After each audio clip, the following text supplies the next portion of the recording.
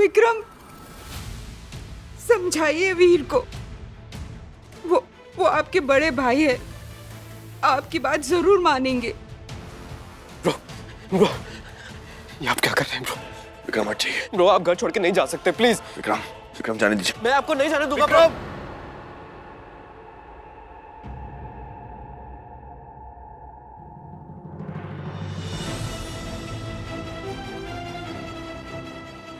मैंने फैसला कर लिया है, अब मैं नहीं रुकूंगा।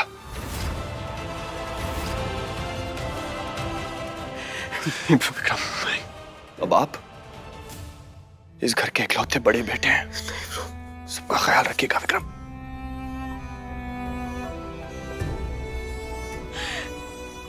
दिग्विजय, प्लीज वीर को रोक लीजिए, हम अपने बेटे के बिना नहीं रह पाएंगे। वीर,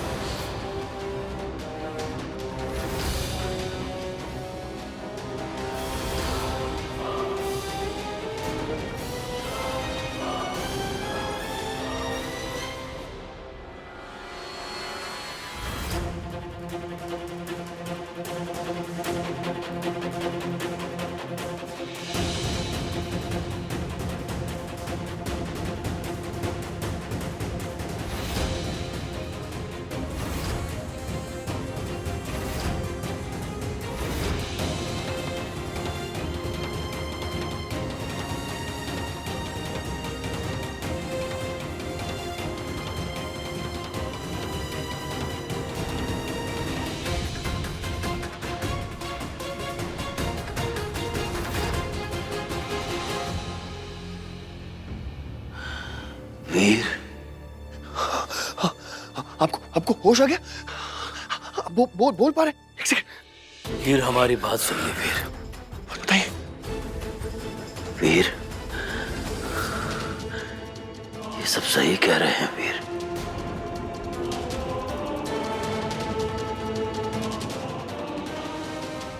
राजेश्वरी ही तुम्हारी मां है।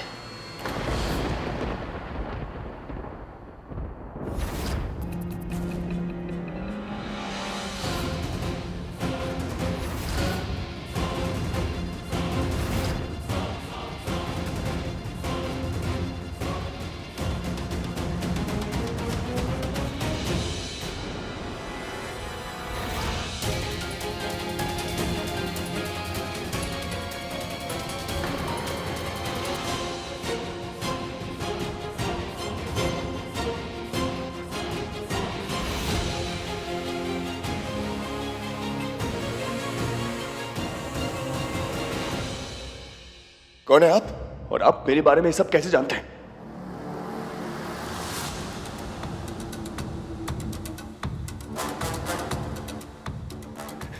तानिशा को कैसे जानते हैं आप? ये सब क्या हो रहा है? रानी, क्या कह रही है? हम सबको कैसे जानते हैं? और ये ऐसा क्यों कह रहे हैं कि रानी मेरी मां है?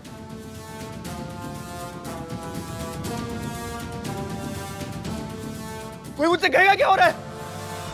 डॉक्टर साहब, यही आपके बाबूजी है।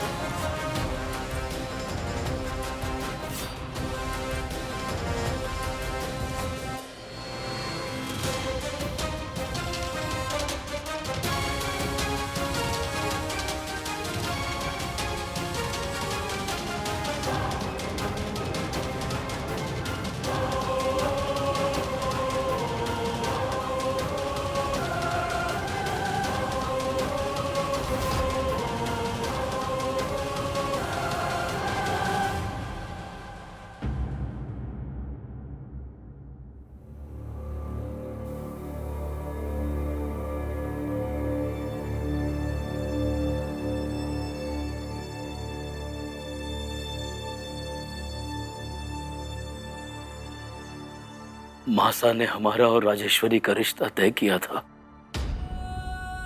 लेकिन शादी के कुछ दिन बाद ही हमें एहसास हुआ कि हम अभी इतनी बड़ी जिम्मेदारी उठाने के लिए तैयार नहीं है। हमने फैसला ले लिया और सब कुछ छोड़ छाड़ कर हम दिल्ली चले गए।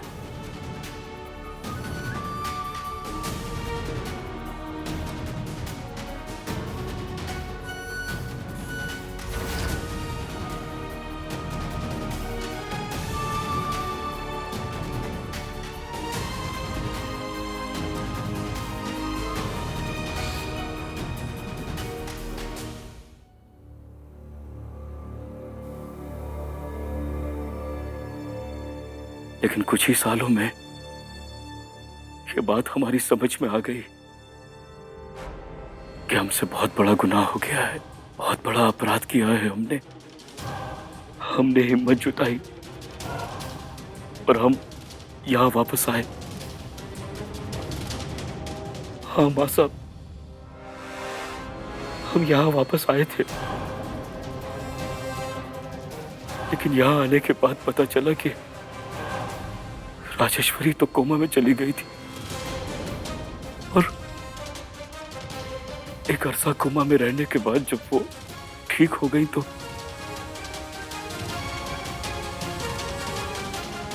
दिग्विजय उनका सहारा बन गए।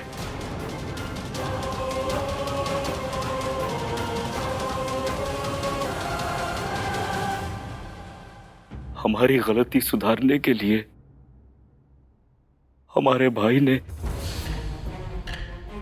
राजेश्वरी के साथ शादी कर ली।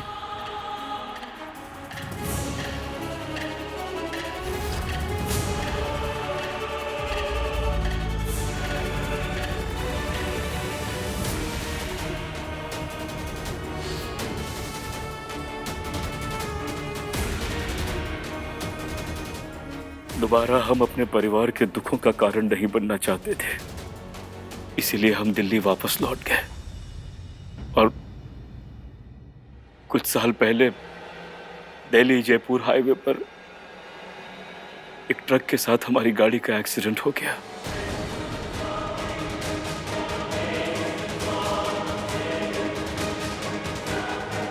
और हम कोमा में चले गए।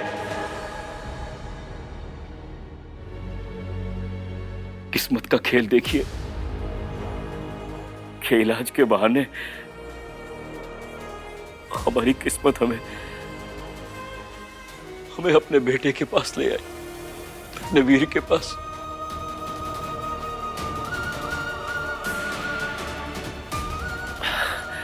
हाँ, जब होश आया तो हमने अपने आप को यहां पाया, अपने घर में, अपने परिवार के बीच।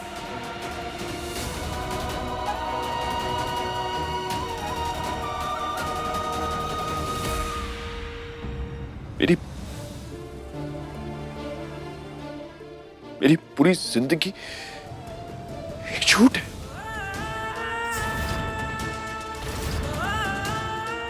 इतने सालों तक आप सबने मुझे धोखे में रखा है।